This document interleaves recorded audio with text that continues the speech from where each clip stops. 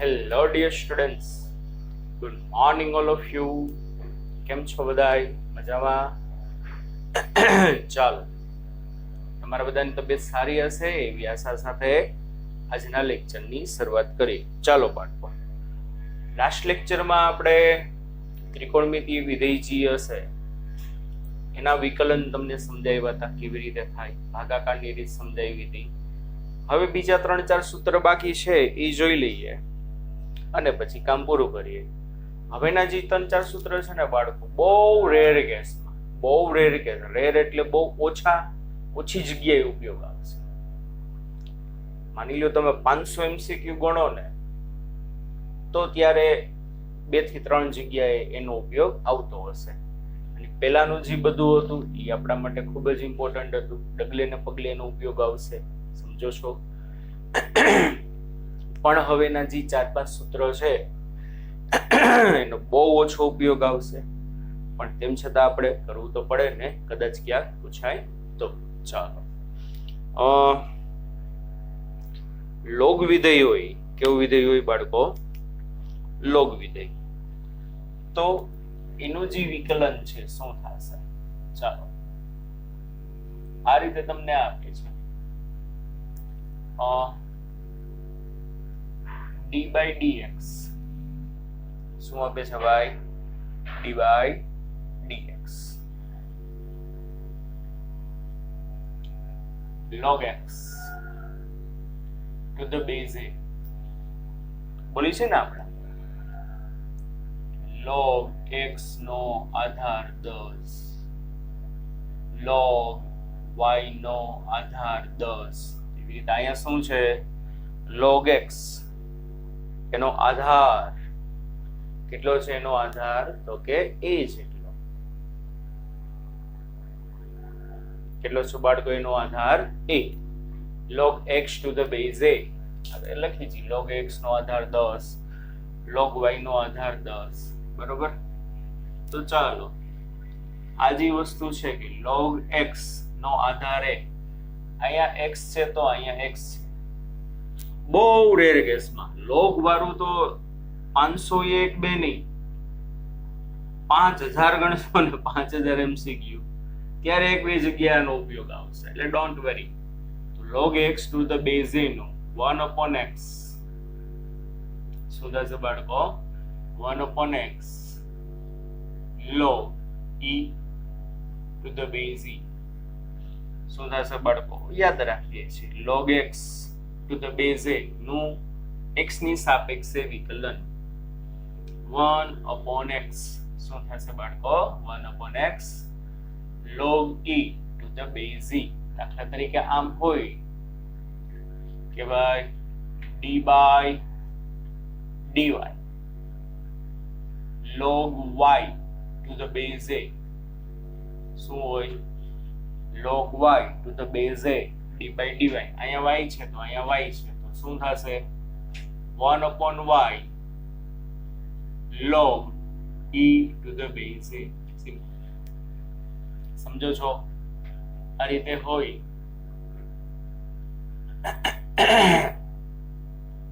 d by dt log t to the base a. શું થશે? 1/t log e to the base a. Okay બાળકો, e ની value તો બધાને ખબર છે કેટલી લેવાની હોય. ના યાદ હોય તો 2.718. સ્મોલ e ની કિંમત કેટલી આવશે? 2.718. ક્લિયર? યાદ રાખો છો, પણ બહુ ઓછો ઉપયોગ આવશે મારા વાલા બાળકો, એટલે ડોન્ટ વરી. ચાલો, આનો ઘણી બધી જગ્યાએ ઉપયોગ આવે છે, ઘણી બધી જગ્યાએ એટલે પણ બહુ ઓછી જગ્યાએ પણ આવશે ખરા. આ 5000 MCQ ગણો ત્યારે 1-2 વાર આવે, આ 501 2 વાર આવશે. હવે જે સૂત્ર લખાવું છું સિમ્પલ છે ભાઈ, log x to the base e d by dx. Sir તો કે પહેલા સૂત્રમાં અને ચોથા સૂત્રમાં ફેર હું? કાંઈ નથી.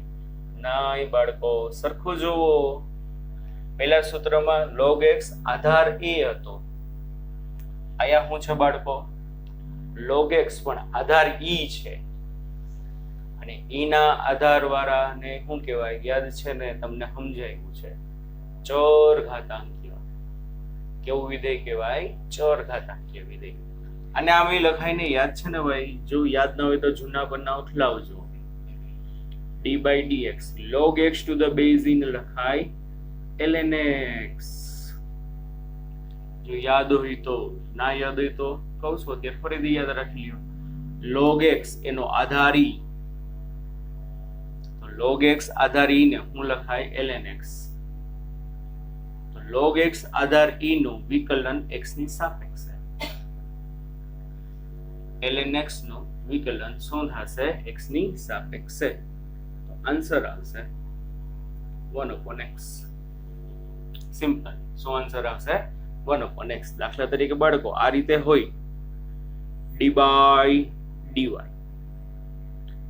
log y to the base e, d by dy log y to the base e. અને આમે લખાય ને d by dy ln y. log y to the base e લખો કે ln y લખો, બધું એકનું એક જ. તો આનું શું થાય? 1/y. Got it? સમજાય છે? ચાલો. d by dt log x to the base e, d by dt. ફેર છે ને આ બેમાં? જો અહીંયા ln x નું વિકલન x ની સાપેક્ષે. આનો મતલબ શું કહેવાય? ln x નું વિકલન t ની સાપેક્ષે. માઇનોર એવો ફેર છે. આને કહેવાય ln x નું વિકલન x ની સાપેક્ષે. આને શું કહેવાય?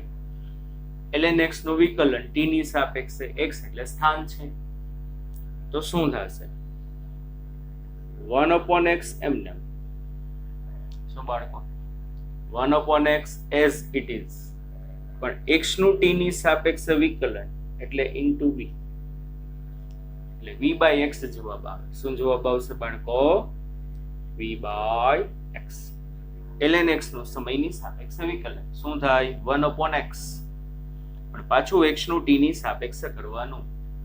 તો x નું t ની સાપેક્ષે કરો તો આન્સર શું આવે છે? તો કે v આવે છે. બરાબર? ચાલો, બહુ ઓછો ઉપયોગ આવશે આ બધી વસ્તુનો, તેમ છતાં આપણે કરી લીધો હોય તો વાંધો આવે નહીં.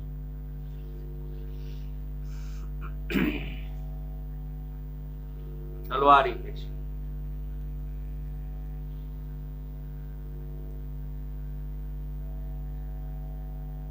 d by dx any x ઘાત.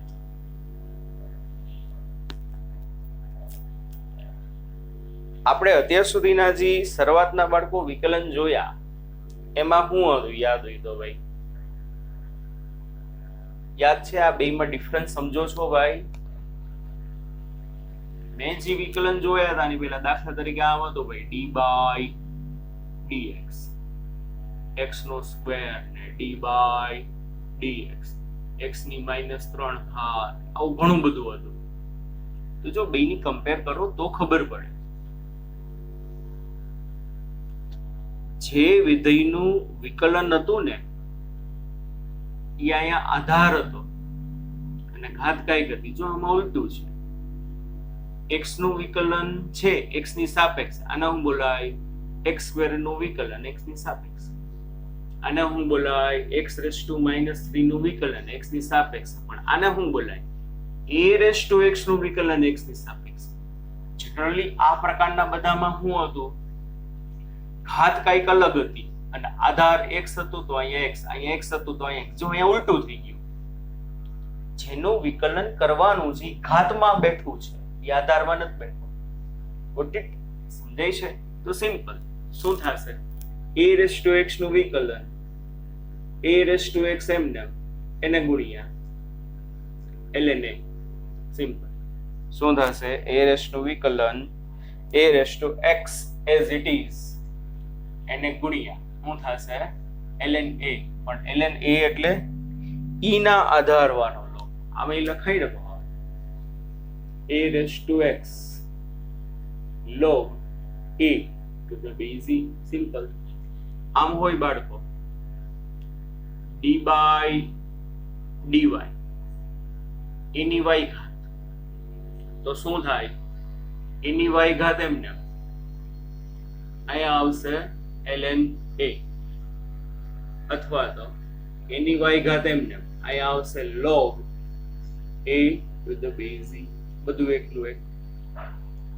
આ બધા યાદ રાખવાના છે. આ બહુ ઓછો ઉપયોગ આવશે, ભાગ્યે ક્યાંક, લગભગ તો મેં ક્યાંય નથી જોયું એ નીટમાં આનો ઉપયોગ આવતો હોય. જેડબલ્યુ વાળા બાળકોને આવશે, પણ એને તો આ બધું ડિટેલમાં સાબિત કરવાનું આવશે. નીટમાં મેં ક્યાંય નથી જોયું કે આ સૂત્ર આપણને ઉપયોગમાં આવતું હોય. તેમ છતાં હું કરાવી લઉં તમને. D by d t a raise to t, તો a રેસ ટુ t નું વિકલન t ની સાપેક્ષે, એટલે a રેસ ટુ t એમને રાખવાનું. આયા આવશે ln અથવા તો log a to the base e. આમાં લખાય ને a raise to t ln. Clear ભાઈ? ક્લિયર બાળકો? Yes sir. ચાલો, હવેના જે બે ત્રણ સૂત્ર છે ઈ ડગલે ને પગલે ઘણી બધી જગ્યાએ આપણને ઉપયોગમાં આવશે, એટલે ઈ ખાસ યાદ રાખજો. હું એમ કહું કે ભાઈ ડી બાય ડીએક્સ ઈની એક્સ ઘાત, શું બાળકો? ડી બાય ડીએક્સ ઈની એક્સ ઘાત. ઈ એટલે ચર ઘાતાંકીય વિધેય. ચર ઘાતાંકીય વિધેય જે છે એની એક્સ ઘાતનું x ની સાપેક્ષે વિકલન. શું બોલાય આને? ચર ઘાતાંકીય વિધેયની x ઘાતનું x ની સાપેક્ષે વિકલન. તો ભાઈ શું થાય? યાદ રાખજો, e રેસ ટુ x નું x ની સાપેક્ષે વિકલન e રેસ ટુ x.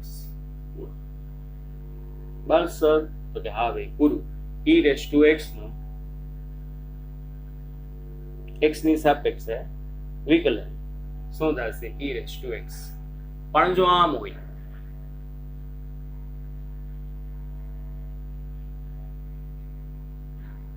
આના શું કહેવાય?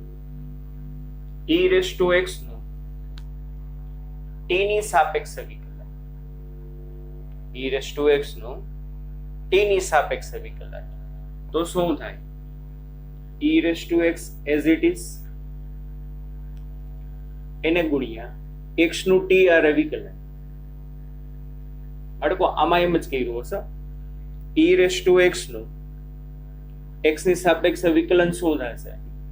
તો કે e raise to x as it is, જેટલી ઘાત હોય ને ઘાતનું આની સાપેક્ષે વિકલન, એટલે dx by dx. dx by dx એટલે 1, એટલા માટે e રેસ ટુ x નું e રેસ ટુ x આવે. બે વચ્ચે માઇનોર ડિફરન્સ છે. અહીંયા e ની x ઘાત નું x ની સાપેક્ષે વિકલન, અહીંયા e ની x ઘાત નું t ની સાપેક્ષે વિકલન. તો શું થાય ભાઈ? e રેસ ટુ x એમને ગુણ્યા x નું વિકલન t ની જોડે. તો x નું વિકલન t ની જોડે એટલે શું થાય? v e raise to x into v. Clear થાય છે? થોડુંક સમજાય છે? ચાલો આપણે એક બીજી વસ્તુ લઈએ. હું એમ કહું d by d x e raise to nx. બસ એટલે આમાં બધું આવી જાય. D by d x e raise to nx. તો ભાઈ e રેસ ટુ nx નું x ની સાપેક્ષે વિકલન. તો પહેલા તો ભાઈ e રેસ ટુ nx એમને simple. e raise to nx નું x ની સાપેક્ષે વિકલન. તો e રેસ ટુ nx એમને એને ગુણ્યા nx નું, nx એટલે ઘાત, આ ઘાતનું x ની સાપેક્ષે વિકલન. કોનું? તો કે ઘાતનું. n એટલે નંબર, કઈક સંખ્યા હશે. તો સંખ્યા તો બાળકો શું આવે? વિકલનની બારે, એટલે ગુણ્યા n એમને dx into dx એટલે 1 થઈ જાય પૂરું. તો શું જવાબ આવે? n into e raised to nx. હવે આ બેની સરખામણી કરો તો શું થાય? અહીંયા કાંઈ નથી, એટલે એક ઘાત હશે. સમજાય છે? અહીંયા કેટલી ઘાત હતી? nx. તો e રેસ ટુ nx નું વિકલન શું? e રેસ ટુ nx એને ગુણ્યા ઘાતમાં જે વેરિયેબલ છે એનો સહગુણક ગુણાકારમાં. સિમ્પલ એક એક્ઝામ્પલ લો. આપણને આમ કે ભાઈ d બાય dx શું કે આપણને d by dx e raise to 2x. તો હવે આપણે ભાઈ e રેસ ટુ, કારણ કે જો આ બધા આવશે ઘણી બધી જગ્યાએ આ વસ્તુ મારે આવશે. e રેસ ટુ 2x નું વિકલન બાળકો પહેલા તો e રેસ ટુ 2x એમને એને ગુણ્યા 2x નું x ની સાપેક્ષે વિકલન. કેટલા ટપો પડતો?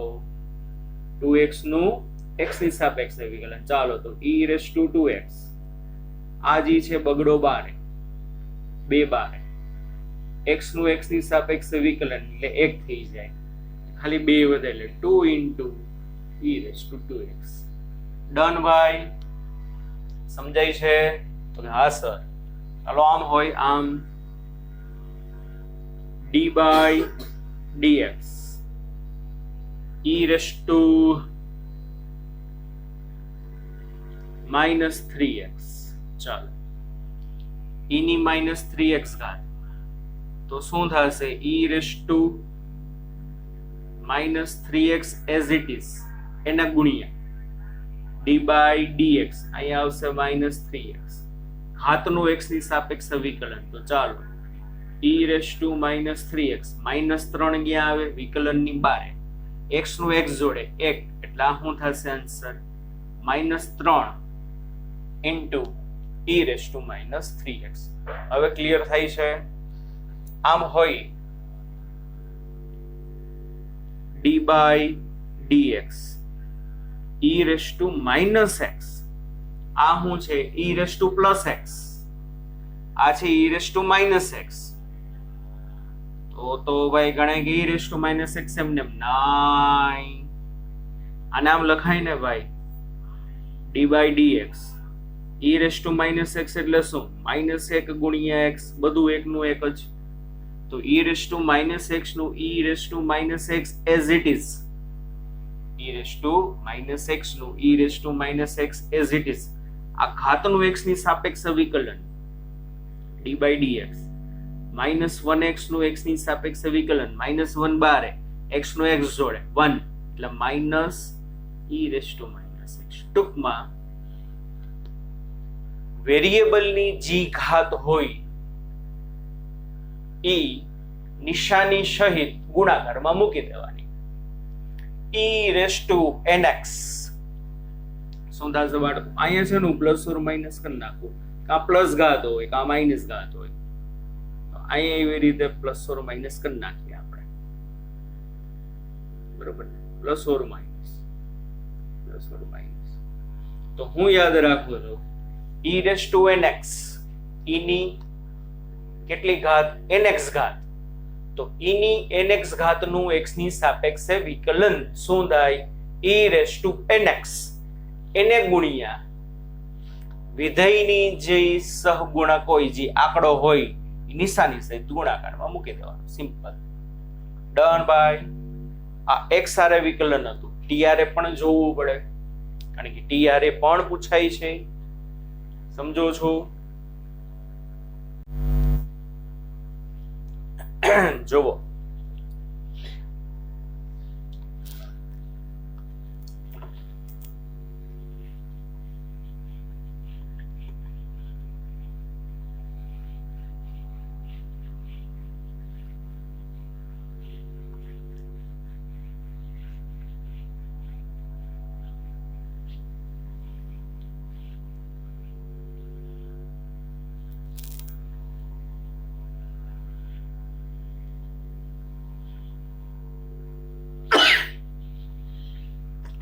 હે રામ ભગવાન. ચાલો હવે આવી રીતે હોય. દાખલા તરીકે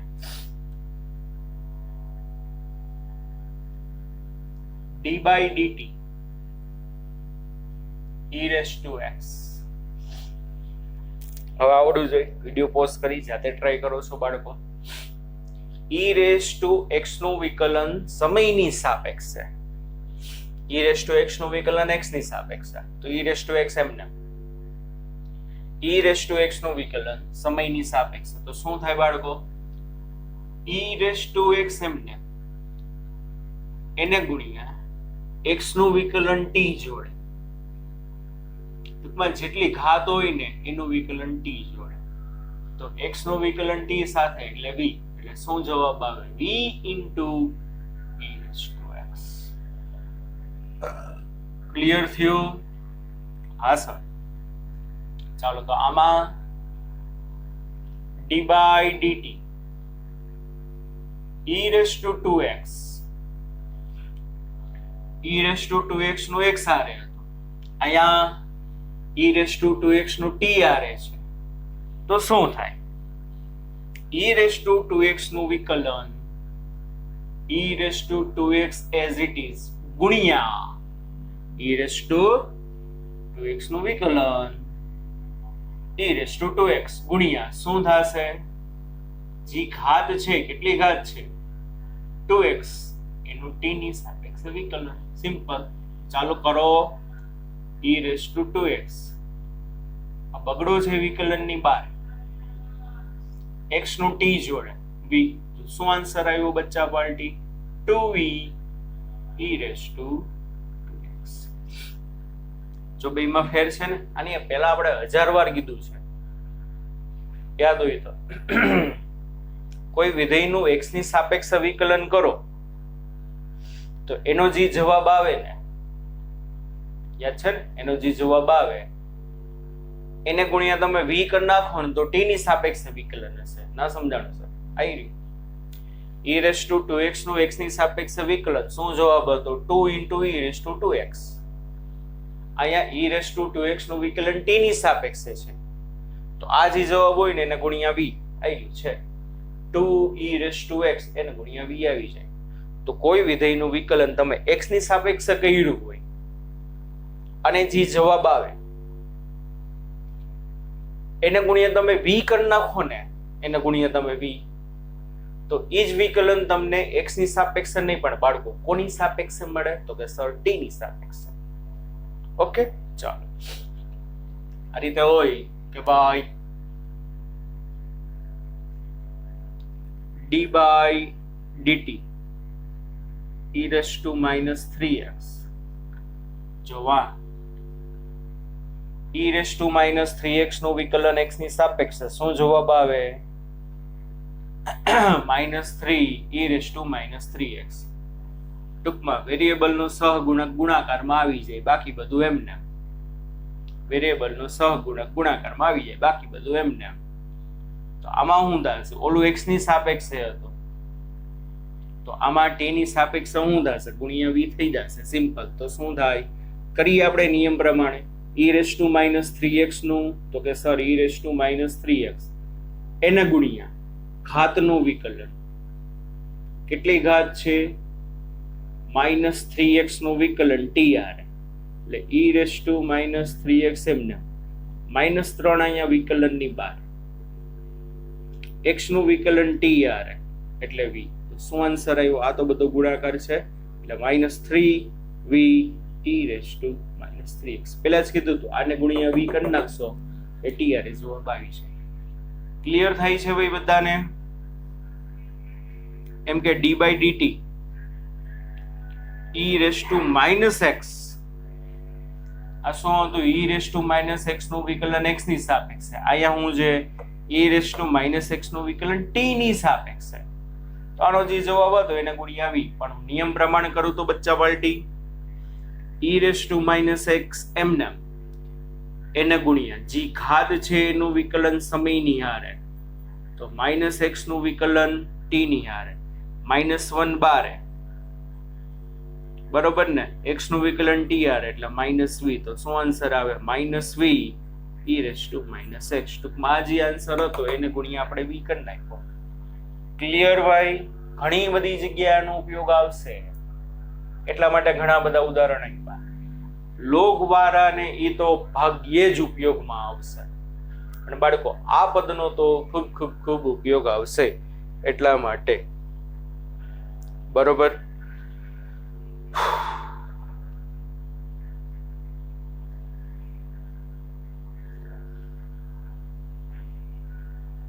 બસ આટલું છે વિકલનમાં. આટલી વસ્તુ તમે વારંવાર જોવાની છે. ભૂલાઈ ગયું અથવા આખું લિસ્ટ બનાવી લીધું હોય તો તમને વાંધો આવશે નહીં બાળકો. બરાબર, આટલી વસ્તુ છે વિકલનમાં. આટલી વસ્તુ તમને ખબર પડી છે. ફિઝિક્સ પૂરતા આટલા કન્સેપ્ટ તો તમારા બાળકો વિકલનના clear, you must have to clear. આટલા વિધાનો તો, આટલા સૂત્રો તો તમને આવડવા જ જોઈએ, તો વિકલનમાં કોઈ પણ જગ્યાએ તમને વાંધો પડે નહીં. સમજાય છે કે નહીં બાળકો? નેક્સ્ટ લેક્ચરમાં છે આપણે બાળકો સંકલનની વાત કરશું. જો ભાઈ, જેવું નામ છે ને એવો ગુણધર્મ, સંકલન. તો સંકલન કરવું મતલબ સિમ્પલ વસ્તુ, જે ભેગું કરવું. સંકલન કરવું મતલબ શું થાય બાળકો? ભેગું કરવું. વિકલન એટલે ફેરફાર. કીધું ને આપણે, વિકલન એટલે શું? તો કે ફેરફાર. કોઈ રાશિમાં ફેરફાર થતા હોય તો વિકલન થયું કહેવાય. જ્યારે સંકલન એટલે શું થશે બાળકો? ભેગું. સંકલનના 4 લેક્ચર નહીં જોઈ, સંકલન તો થોડાક લેક્ચરમાં જ પતી જશે, કારણ કે આપણે ફિઝિક્સમાં એનો ઉપયોગ આવે છે, બહુ લિમિટેડ આવે છે. જેડબલઈમાં એનો ઉપયોગ આવે છે, પણ સામે જેડબલઈ વાળા બાળકો મેથ્સમાં બહુ ડિટેલમાં વ્યવસ્થિત ભણશે જ. નેટ લેવલે આપણે ફિઝિક્સમાં જેટલો સંકલનનો યુઝ આવે છે એ આપણે જોશું. જેડબલઈમાં થોડોક વધુ યુઝ આવશે, પણ એ ગ્રુપ વાળા છોકરા એ વસ્તુ શું કરવાના છે બાળકો? ભણવાના જ છે. હા, અને બીજી વસ્તુ આપણે વાત કરેલી છે, શું? આ મંગળવારે જે એક્ઝામ છે એ એક્ઝામમાં શું હશે? સરેરાશ વેગ લગીનું તો હશે જ, પણ સાથે સાથે વિકલનના દાખલા પણ પૂછાશે. એટલે ખાસ યાદ રાખજો, આની પ્રેક્ટિસ કરજો. વિકલનના દાખલા પણ, અને વેઇટેજ એ બધું કોનું હશે? વિકલનના દાખલાનું જ રાખીશ, જેથી કરીને તમે રિવાઇઝ કરો એટલે તમને વાંધો આવે નહીં. બરોબર ને બાળકો? ચાલો, આટલું જોઈ લેજો બધું વ્યવસ્થિત. બરોબર ને? બાકી નેક્સ્ટ લેક્ચરમાં આપણે સંકલન જોશું. ત્યાં સુધી વાલા બાળકો, bye bye, take care, C you, ધ્યાન રાખજો.